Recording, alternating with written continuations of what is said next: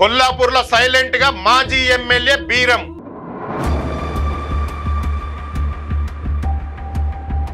ఎమ్మెల్యేగా ఉన్నప్పుడు జూపల్లితో డి.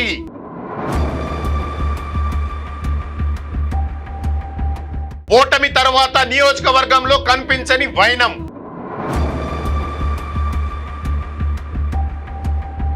చుట్టపు చూపుగా వస్తున్న బీరం హర్షవర్ధన్.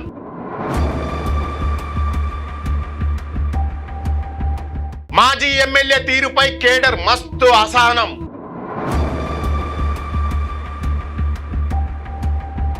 నమస్తే, నేను మీ Venkatesh. Welcome to Q News. ఎమ్మెల్యేగా ఉన్నప్పుడేమో అందరిని కలుపుకొని తిరిగేటోడు. ఇప్పుడు మాజీ ఎమ్మెల్యే కాగానే ఆ నాయకుడు అసలు నియోజకవర్గం దిక్కు చూసే బంద్ చేసిండు.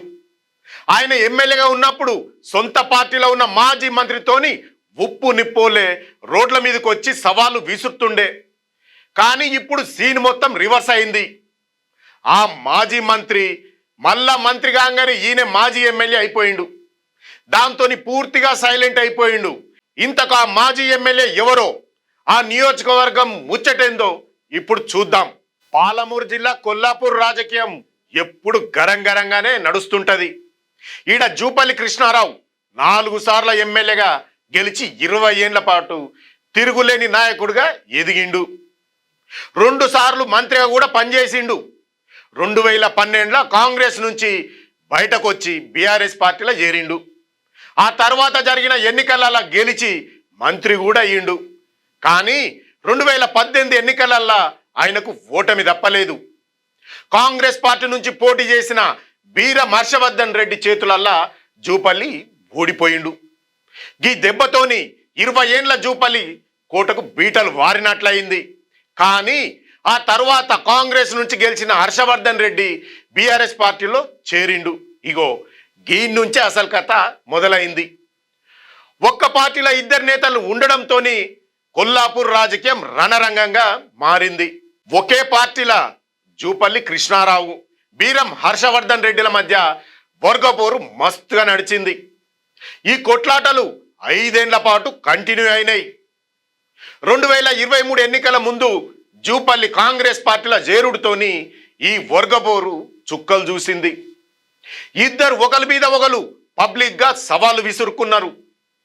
జూపల్లి 20 ఏండ్లల్లా జనాలను మోసం చేసిండని, బ్యాంకులకు అప్పులు ఎగ్గొట్టిండని బీరం ఫైర్ అయ్యిండు. దీనికి జూపల్లి కూడా ధీటుగానే కౌంటర్ కూడా ఇచ్చిండు. ఆఖరికి కొల్లాపూర్ చౌరస్తాల పబ్లిక్ గా చర్చకు టైం పెట్టుకునేదాకా వీళ్ళిద్దరి మధ్యలో వచ్చింది. దాంతో వాతావరణం మస్తు వేడెక్కింది. ఒకరి జాతకాలు ఒకరు బయట పెడతామని సవాళ్ళు కూడా విసురుకుంటా అంటే అందరి దృష్టి కొల్లాపూర్ మీద పడ్డది. ఇద్దరి మధ్య నడిచిన ఈ వార్తోని నియోజకవర్గంలో ఎప్పుడు ఏం జరుగుతుందోనని జనాలు కూడా పరేషాన్ అవుతాండ్రు. 2023 ఎన్నికలలో కాంగ్రెస్ నుంచి గెలిచిన జూపల్లి మంత్రి అయ్యిండు. బీఆర్ఎస్ నుంచి పోటీ చేసిన బీరం ఓడిపోయిండు.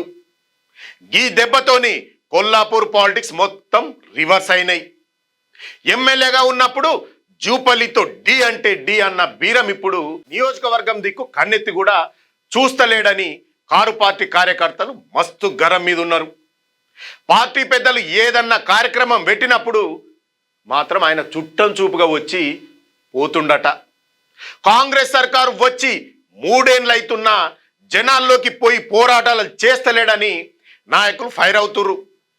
బీరం గిట్లనే సైలెంట్గా ఉంటే కేడర్ మొత్తం పక్క పార్టీల వైపు చూసే ప్రమాదం ఉందని లోకల్ బీఆర్ఎస్ నాయకులు ఆవేదన వ్యక్తం చేస్తాండ్రు. క్యాడర్ను కలుపుకొని పోకుంటే పార్టీకి నష్టం జరుగుతుందని సీనియర్లు కూడా చెప్పబట్టిరి. ప్రస్తుతం కొల్లాపూర్ రాజకీయం ప్రశాంతంగానే ఉన్నా ఎప్పుడు ఎట్లా మారుతుందో తెలియని పరిస్థితి ఉంది. మంత్రి పదవిలో ఉన్న జూపల్లి కూడా నియోజకవర్గాన్ని అంతగా పట్టించుకుంటలేడని లోకల్లా టాక్ నడుస్తాంది. గదే సమయంలో బీఆర్ఎస్ కేడర్ మాత్రం తమ నాయకుడు బీరం మళ్ళా ఫీల్డ్లోకి రావాలని కూడా కోరుకుంటాండ్రు. ఆయన వచ్చి జూపల్లి మీద సమరశంఖం పూరిస్తాడని ఆశతోని ఎదురు చూస్తుర్రు.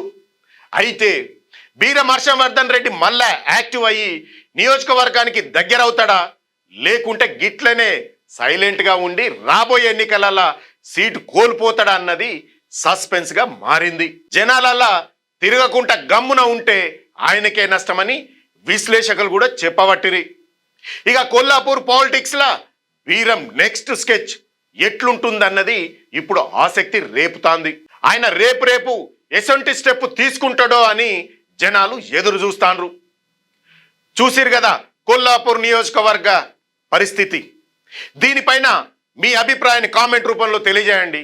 మరో మంచి టాపిక్తో మళ్ళీ కలుద్దాం. అంతవరకు చూస్తూనే ఉండండి మీ క్యూ న్యూస్. క్యూ న్యూస్లో ఎడిటర్లు కావాలను మీడియా రంగంలో మీ టాలెంట్కు ఇది సరైన వేదిక. 2 నుంచి 3 సంవత్సరాల అనుభవం ఉండి